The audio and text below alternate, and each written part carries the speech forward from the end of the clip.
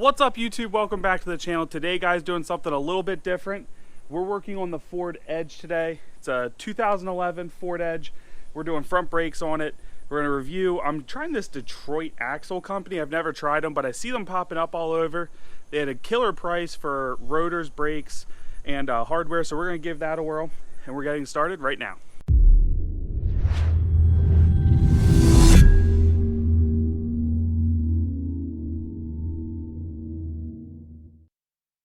But first, if you haven't already, smash that subscribe button, give this video a big thumbs up, guys.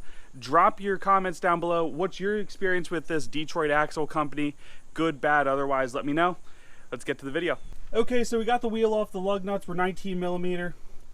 And the two brake bolts here that we have are 17 for the actual caliper that hold it on and 19 for the shoe that is held on there. So we got them. We're going to go through and take them off quick. And then I got this. We're going to hang the caliper from this so it doesn't dangle by the brake cord or brake line. And once that's off, this is the bad side on here that definitely is giving us issues. So in really good shape. It's 2011. It's clean. It gets washed regularly, especially after snowstorms and stuff. So no, it's in really good shape. These are the original calipers. They barely look even, they don't look rusty at all actually. They're in great shape. I don't know how old these brakes are, but they definitely, it's time. So we're going to get this off. I'll be right back with you. Okay, so all the nice things I just said about this caliper, I take back. It's seized up. We got a new one from Advanced Auto, so they'll be linked to calipers. I'm kind of shocked that the slider's seized up on this, but I can't get the bolts out, and sliders are just kind of stuck and they're turning with it. I don't know, it's definitely weird, but oh well, it is what it is. We're going to get it switched over. Got a fresh reman here. I do get asked about remans a lot, guys. There's only a handful of companies remanning these. I've had excellent luck with Ford remans, but it's Sunday, so I can't go to Ford. So Advanced Auto it is. This was 80 bucks for a caliper. I thought that was kind of steep, but it is what it is. We got a whole new brake kit, might as well do it right. So we're gonna put the new rotor on. The rotor popped right off. I didn't have to hit it or anything. That's why you wash your cars after snow, guys, and make sure to get in the nooks and crannies so it makes your life easier. But we're going to get the new rotor on. We're going to bolt this new, we're going to get the brakes and bolt this new one up on it, and then we're going to switch over the, I can't think of, the brake hose over to it. So anyway, guys, get back to you in a little bit. Okay, so one thing, make sure so your slider pins go in here. Slider pins in here. So I will say these are a little different from what I'm used to in the Super Duties, but pretty similar. I'll link a video so if you notice I greased these all up good, and I also made sure to added extra in here. So next we're going to put our hardware on here, put our brake pads on, then we're going to take these bolts out. We'll set our brake caliper over the brakes, and we'll start putting these bolts in on here, and then we'll finally switch this over. So here, this is your bolt. It's a banjo bolt, whatever the heck they're called. So notice there's a copper washer between the bolt, and this is the brake, or the hose for the brake line. So brake fluid's coming through here, and then there's another copper washer. I think that's showing up against the caliper. So you have two washers on either side of this brake fluid hose. We do have the bleeder valve out. Now remember, the bleeder valve should be on top, not on bottom. I've had part stores give me the wrong side, and actually on this one there's right and left, so right being passenger side, left being driver side. So it's identical otherwise. Anyway, so we have this all set up. We're just gonna gravity bleed this a little bit. Basically what will happen is brake fluid will come down here. You want to make sure you have plenty in your reservoir. But other than that, we're pretty much coming to an end on this side. Once that's done, we will put the tire back on.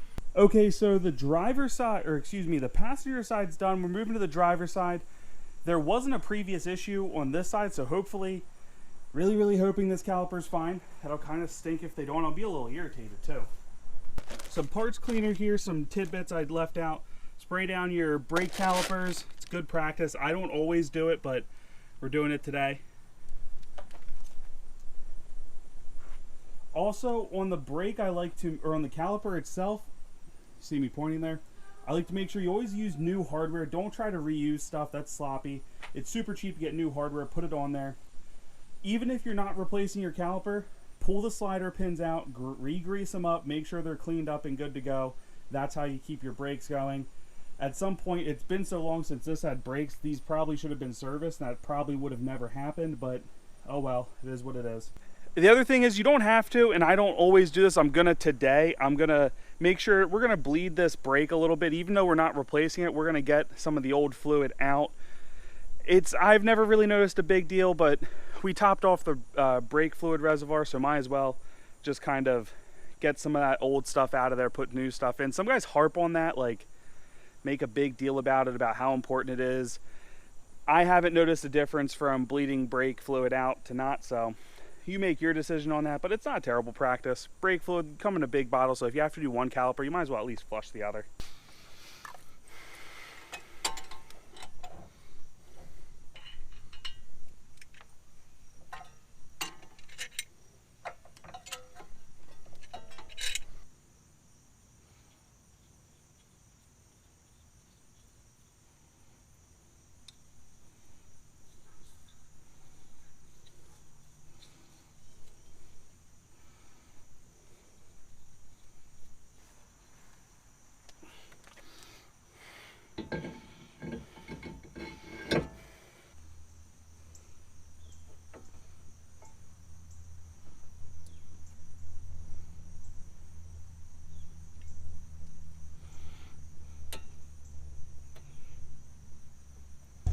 Okay guys, so all done, all back together. We took it for a spin. Everything is good.